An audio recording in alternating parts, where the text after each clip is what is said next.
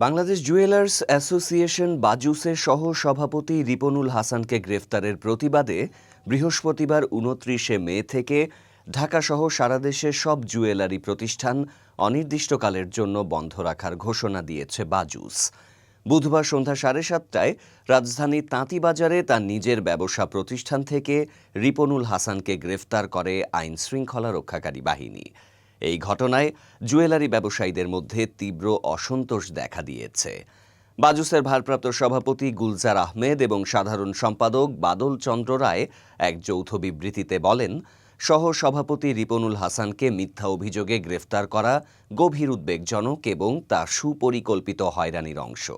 এছাড়া বাজুসের সহ-সভাপতি মোহাম্মদ রিপনুল হাসানকে মিথ্যা ও হয়রানিমূলক মামলায় গ্রেফতারের প্রতিবাদে ও নিঃশর্ত মুক্তির দাবিতে ঢাকাসহ সারা দেশের সকল জুয়েলারি প্রতিষ্ঠান অনির্দিষ্টকালের জন্য বন্ধ কর্মসূচি পালন করছে। কেন্দ্রীয় নেতারা জানিয়েছেন, দাবি আদায় না হওয়া পর্যন্ত সারা দেশে সব জুয়েলারি দোকান বন্ধ থাকবে এবং প্রয়োজনে আরও কঠোর কর্মসূচি ঘোষণা করা হবে।